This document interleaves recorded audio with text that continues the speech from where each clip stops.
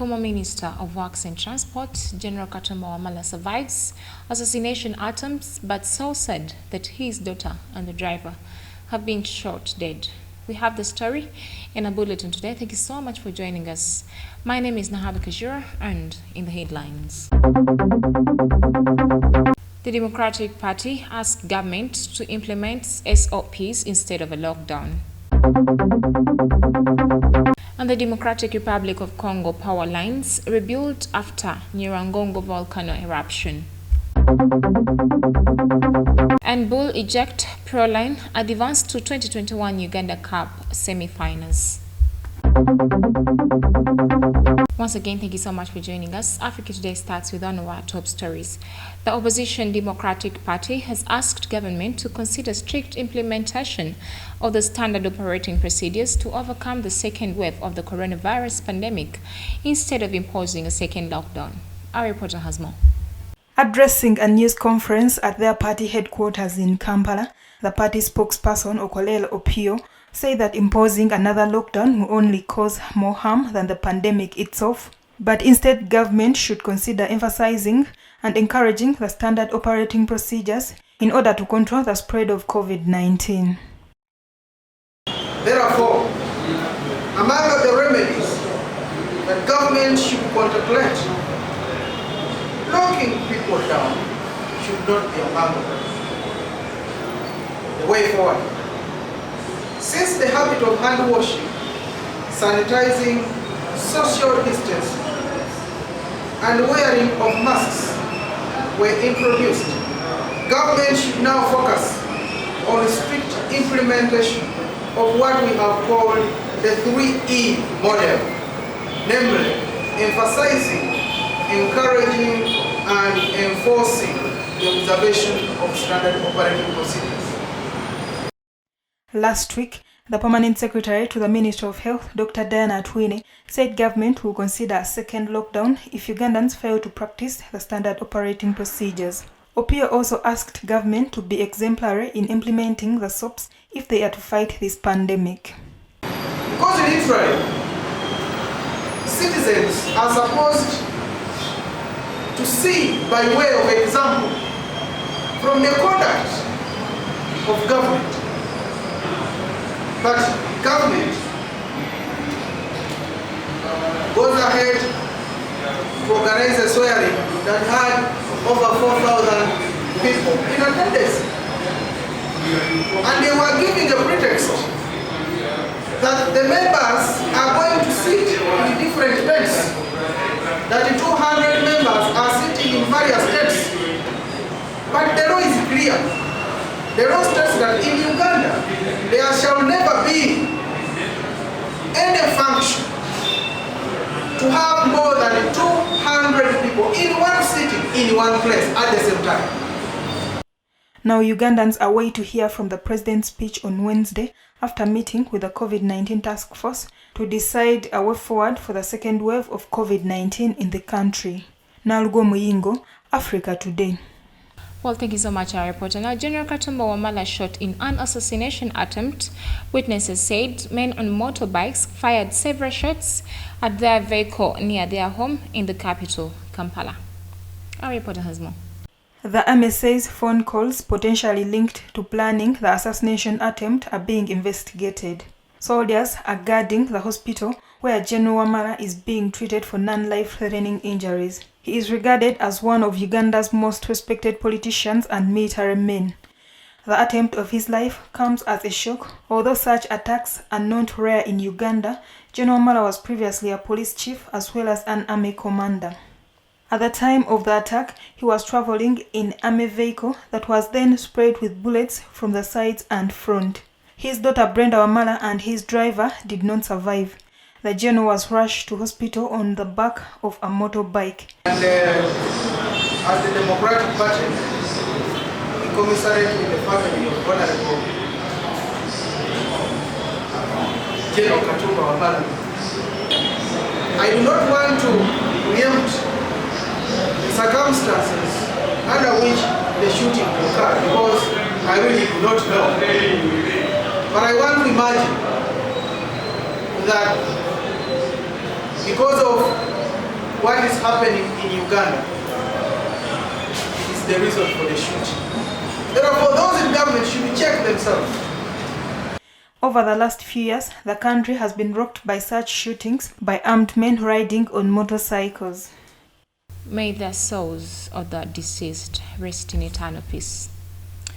Moving on, in our top stories, Mathias Mpungu, appointed leader of the opposition in parliament by his party last week, said it will not work. We can share views, but we shall not agree to patronize. Mr. Mpungu said, I appreciate that FDC put up an infrastructure fair enough for me to build on. Let's have the report.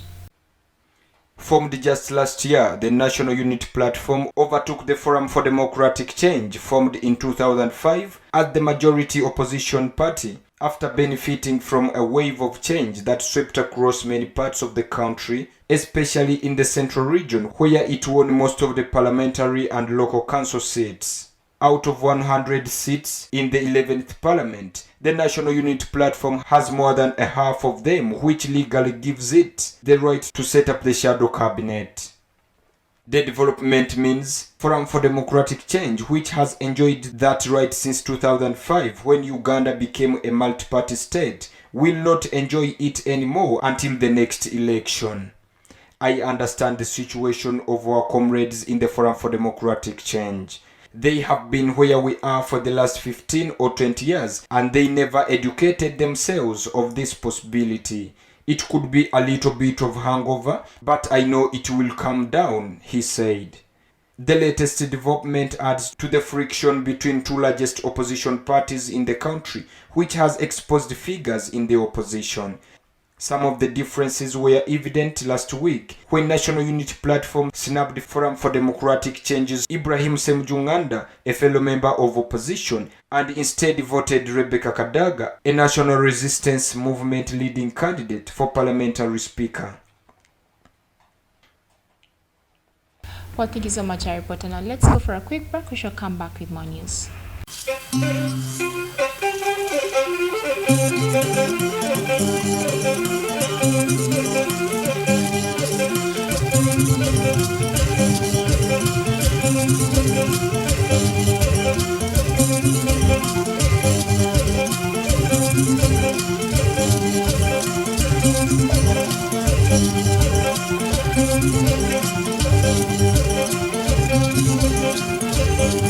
Welcome back for the break. You're still watching TV Africa, the right to know. Now, in our international news today, crews from Virunga Park in Eastern Democratic Republic of Congo, where the Virunga Energies company is also located, are rebuilding power lines torn down by lava flow as a result of Saturday's volcano eruption, which left tens of thousands of people near Mount Nyiragongo displaced. We have more on this story. According to Emmanuel Demerod, director of Virunga National Park, of the two lava flows, the first and biggest one cut off the power to the city of Goma, which is a huge problem, being a main source of energy for the water pumping stations in the city. DR Congo's government said on Saturday that the eruption of a second volcano it had announced hours earlier was a false alarm, the scare coming a week after Mount Nyiragongo roared back into life, causing devastation and sparking a mass exodus. Mark Bahati, one of the Goma residents living in the city, said that they were afraid after the authorities told them to leave, expecting another explosion. Scientists have warned of a potentially catastrophic scenario, a limnic eruption which occurs when lava combines with a deep lake and pours out lava, suffocating gas across a potentially large area. Thank you so much, our reporter. Now moving on, in Nigeria, tensions ran high on Sunday in southeastern Nigeria as the former separatist region commemorated more than 1 million people who died in the Biafra War and famine of the late 1960s. Our reporter has more. The indigenous people of Biafra, the leading separatist group, is remembering war victims over 2 days with a candlelight march on Sunday evening and a strict order for people to remain indoors on Monday for their own safety. The indigenous people of Biafra spokeswoman Emma Powerful said in a statement, noted that every person in Biafra land was advised to observe a sit-at-home order on Monday and called on markets and shops to close. The neighboring states of Anambra and Ebonyi were also on edge, with witnesses reporting that main thoroughfares were deserted apart from military vehicles. In May 1967, ethnic Igbo generals from Arebo province declared independence for the Republic of Biafra, sparking a bloody civil war and a terrible famine. Calls for independence have re-emerged since the former General Muhammad Buhari, a Hausa from the north, became president of Nigeria in 2015. Moving on, former Ivory Coast President Laurent Gbagbo plans to return home on 17th June following his acquittal on charges of crimes against humanity at the International Criminal Court, according to his party official. The International Criminal Court confirmed in March that Gbagbo and his sidekick Charles Blay Goudé were in clear over the devastating post-electoral violence that rocked the West African nation in 2010 and 2011.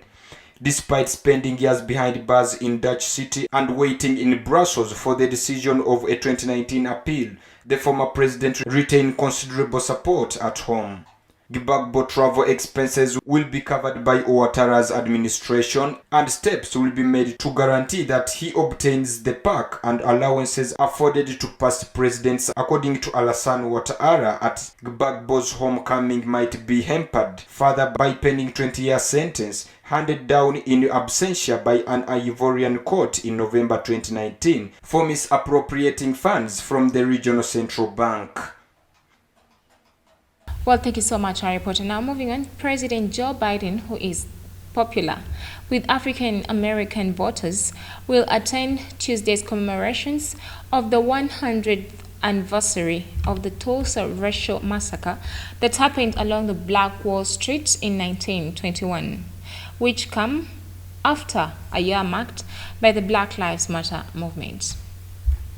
In a statement on Monday, U.S. President Joe Biden said that the federal government must reckon with and acknowledge the role of it has played in stripping wealth and opportunity from Black communities. He added that the Biden-Harris administration is committed to acknowledging the role federal policy played in Greenwood and other Black communities in addressing long-standing racial inequities through historic investments and other steps to advance racial equity.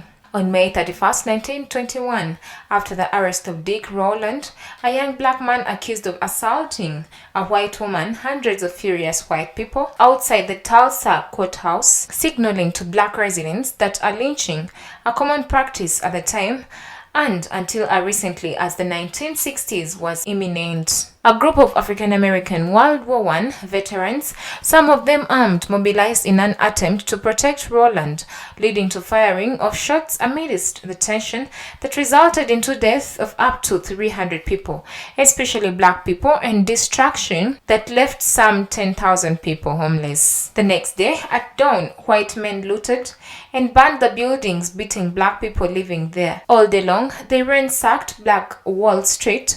Police not only did not intervene, but joined the destruction until nothing was left but ruins and ashes, killing up to 300 people in the process.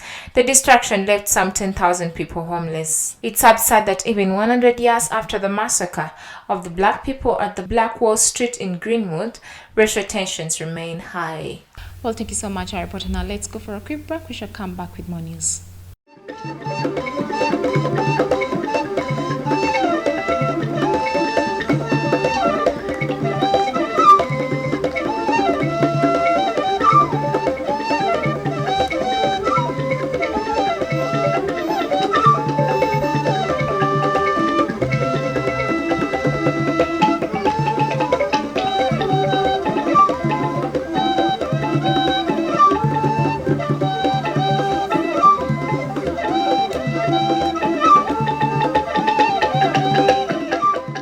Welcome back for the break. You're still watching TV Africa, the right to know. Now, in a business news today, in a bid to help household owners and small and medium enterprises in Nigeria overcome the diverse effects caused by the coronavirus, the Central Bank of Nigeria has announced that reopening of its portal for micro, small, and medium enterprises and households affected by COVID-19 to access up to $70,000.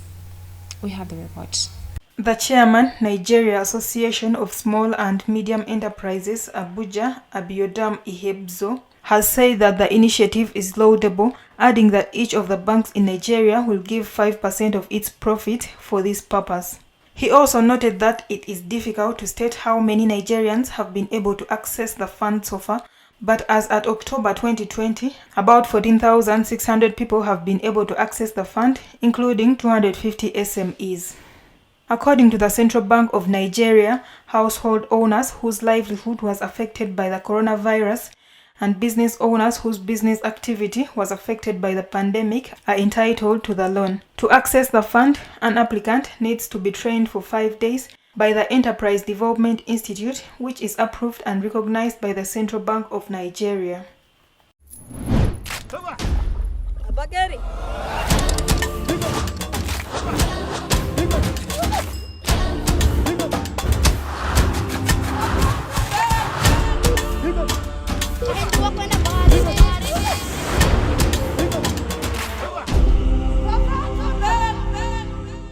Thank you so much, our reporter. Now, away from business, in Africa Today Health, the World Health Organization has announced that coronavirus variants are to be named after letters of the Greek alphabet instead of their place of first discovery in a move to avoid stigma. The Greek alphabet naming system begins with Alpha for the Kent coronavirus variant, which was the first to be discovered. We have the report. The World Health Organization has named 4 variants of concern known to the public as UK Kent B117, South Africa B1351, Brazil P1, and India B16172 variants.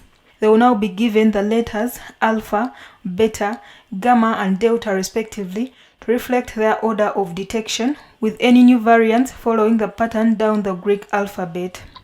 The decision to go for this naming system came after months of deliberations, with experts considering a range of other possibilities, such as Greek gods, according to bacteriologist Mark Palin, who was involved in the talks. The organization said the labels do not replace existing scientific names involving numbers, Roman letters, and full stops, which convey important scientific information and will continue to be used in research.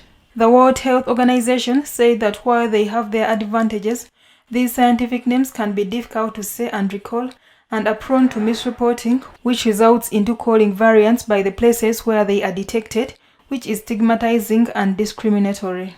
The World Health Organization epidemiologist Maria Van Kerkhove said of adopting new variant names that no country should be stigmatized for detecting and reporting variants.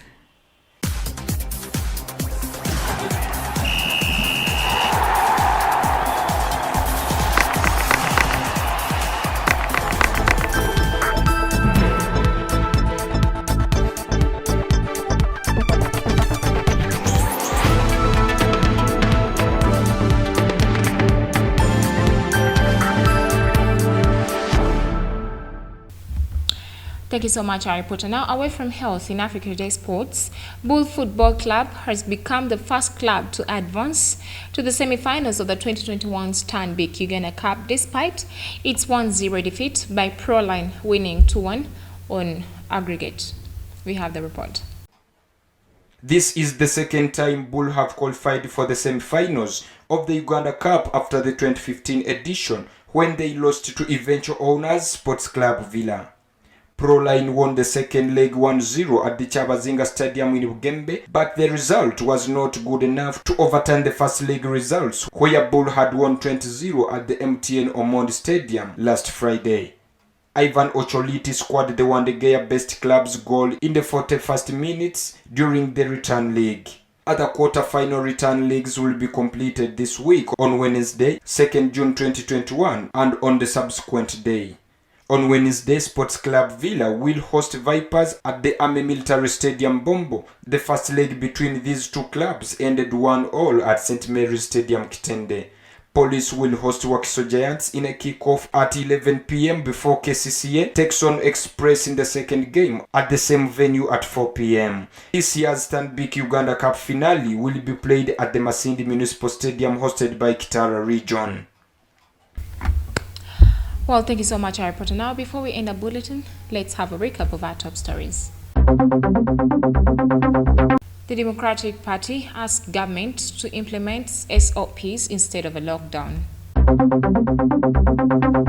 And the Democratic Republic of Congo power lines rebuilt after Nyiragongo volcano eruption. And Bull Eject Proline advanced to 2021 Uganda Cup semi-finals. Thank you so much for watching with us. For more we started from, don't forget to subscribe to our YouTube channel. We shall keep updating you. It is TV Africa The Bright. Tuna. This is Africa, and that was the news.